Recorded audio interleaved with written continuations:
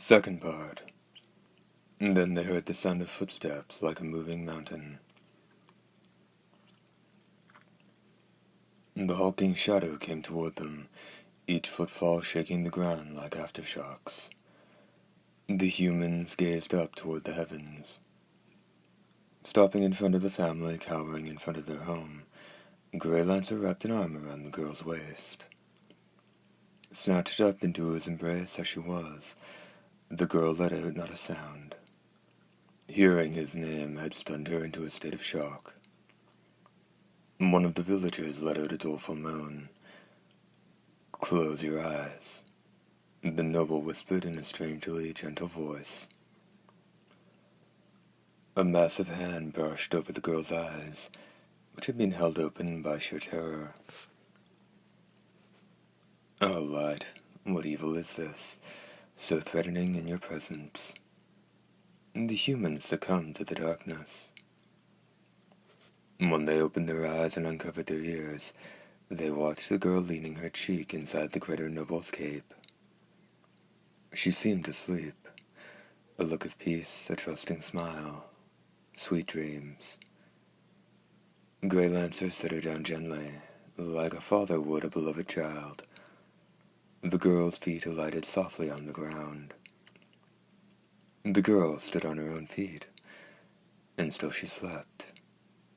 Her pale complexion, the glossy lips, red veins that an ambitious artist would beg to immortalize on canvas. Wait, does she breathe? By the time the question entered the villagers' minds, the girl had crumpled to the ground. The villagers looked down, riveted by the 2 bite marks on the girl's neck. "You have my gratitude," said Greylancer to the girl's family. "Now I shall go and destroy Merling." The name of their lord incited a reaction. Violent emotion filled their dumbstruck faces. The girl's mother cried out first. Then the girl's father and brother let out a scream and lunged at the noble. Lightning flashed across their necks.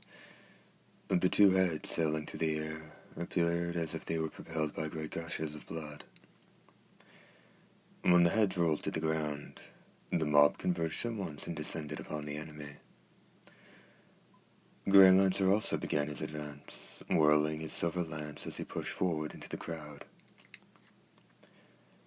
He took one steady step after the next. One by one, the villagers fell before him, and to the right and left and behind him, as their necks spurted blood like a champagne shower. This was a noble. This was Greylancer. Spattered from head to toe in blood, the giant licked the gore from his arms. But Greylancer was growing restless. No matter how many he felled, more humans attacked. The fright on their faces was palpable. They were the looks of the vanquished intuiting their own defeat, closing their eyes and gritting their teeth.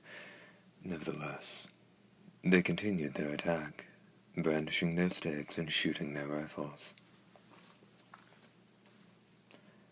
Why do they not fear death when they will surely die? Greylancer furrowed his brows. More footsteps, the sound of reinforcements.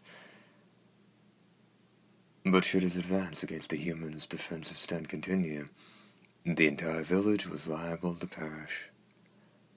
The smell of blood filled them into mourning. "Stop, stand back," shouted a voice, along with the sound of horseshoes clopping in the distance. The sound grew louder until the mob parted before Greylancer, and 3 armored riders on black horses appeared. "We are with Lord Merling's patrol unit. Are you Lord Greylancer?" The giant on the lead horse asked. "I am." "Ah, so you are.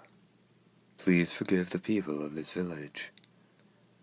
The 3 patrolmen dismounted their horses. "They were merely acting out of devotion," said Greylancer.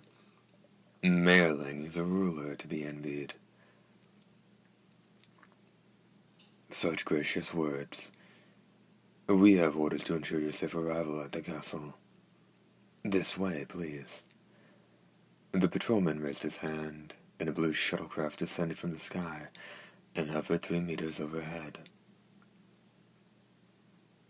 That won't be necessary. My chariot awaits. Greylancer pointed behind him. He shook his entire blood-stained body in one vicious motion, and for a moment he disappeared in a crimson haze.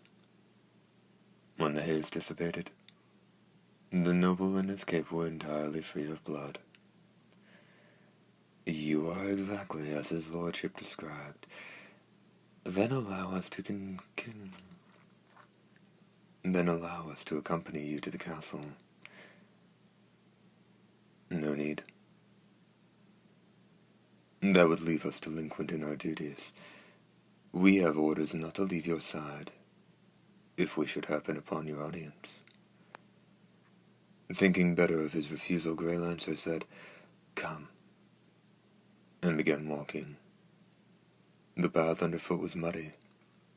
The clay caked on his boots was red. Lord Greylancer is a guest of Lord Mayerling, any impertinence will not be tolerated, the patrolman announced. The villagers were struck motionless even before the patrolman's warning. So ferocious was Greylancer in battle, and so sudden the end that they had lost the will to fight. Soon the lavish shuttlecraft and the much smaller, but elegantly adorned chariot blazed a path to the hills south of the village, and landed beyond the walls of Mayerling's impregnable castle 2 minutes later. Daybreak indicated by a small cross.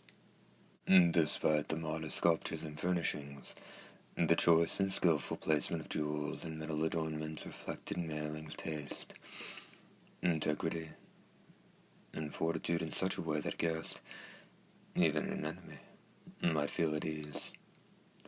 Such was the drawing room where Greylancer confronted Mayerling's coffin. While such a meeting might appear eerie and impolite to humans, to a noble consigned to sleep in his own coffin during the day, receiving a guest in this defenseless, vulnerable state, albeit from within a well-fortified coffin, was the highest form of hospitality. "I've been expecting you, Lord Greylancer." "So it seems. How did you come to learn that I walk during the day?" "There isn't a noble in the frontier that doesn't know. I'm surprised the Privy Council hasn't twisted your arm to tell them your secret." "They have. So they have." The voice inside the coffin let out a low laugh, imagining the outcome of the exchange.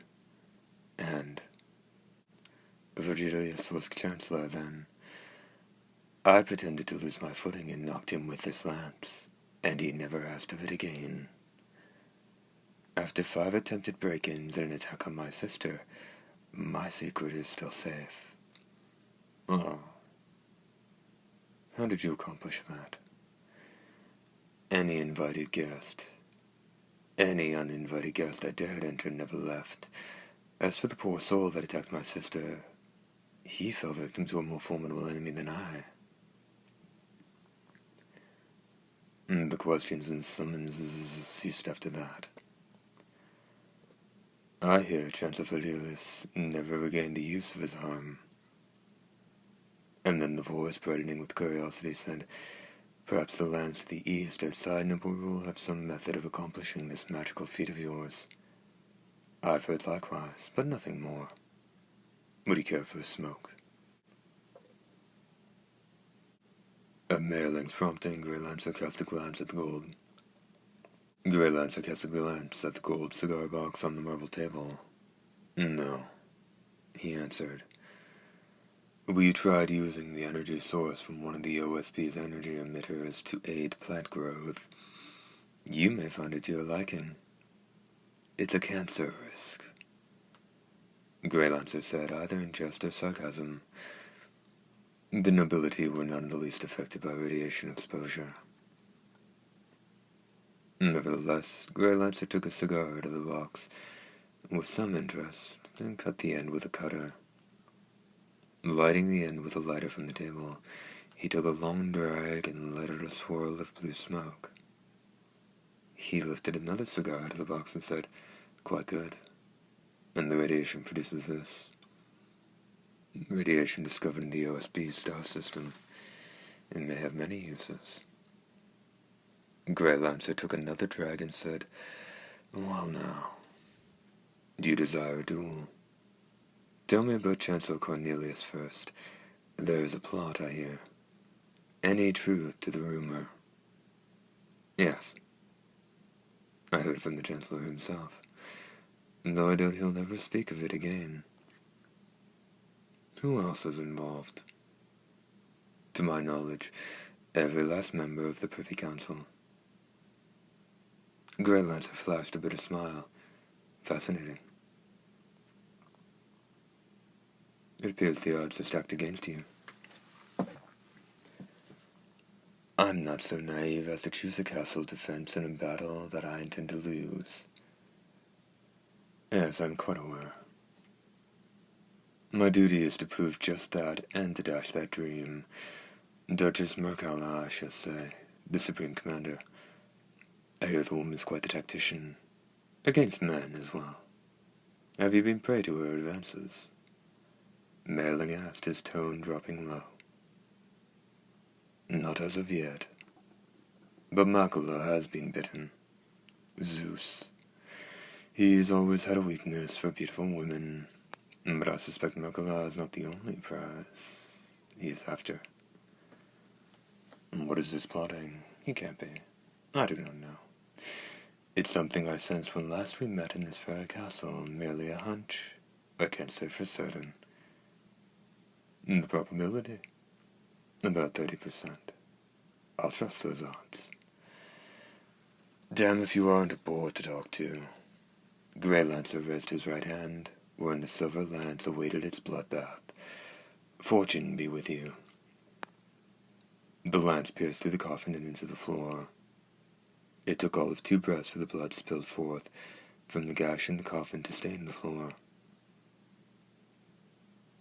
Greylancer's lips curled into a grin. He swung the lance in an arc, heaving the coffin effortlessly through the air. Wood it was not. The stone coffin weighed several hundred kilograms. It smashed against the wall 30 meters away, with a deafening crash, and fell to the floor. Neither the wall nor floor was damaged. Your guest departs. Greylancer bellowed toward the door some distance away. Second part end.